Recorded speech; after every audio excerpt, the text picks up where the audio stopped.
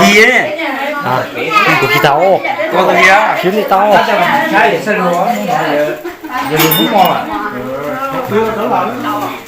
Ôi dồi ôi, bây giờ còn cái hạt gạo. Cái gì đỡ tái bỏ ra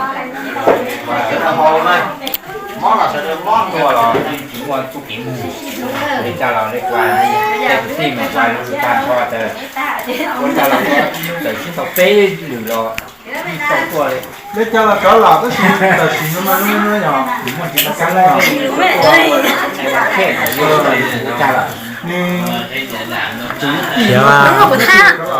Cái này video á. không phải gì nó cái cho thì không to lắm. Nó chỉ mà nhô rồi nó chỉ chỉ có mà chỉ mà có to này. Bây giờ chỉ mới to. nhiều khi tao có nhiều rồi cột lo luôn rồi giờ chả cả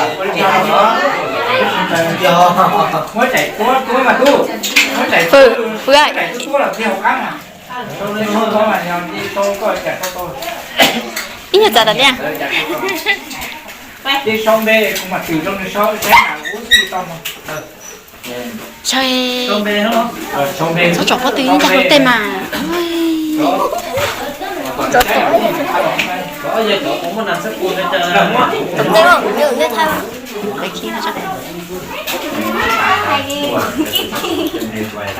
Ê, muốn đâu phải nhang nữa. Biết không phải nên nhang được đi à.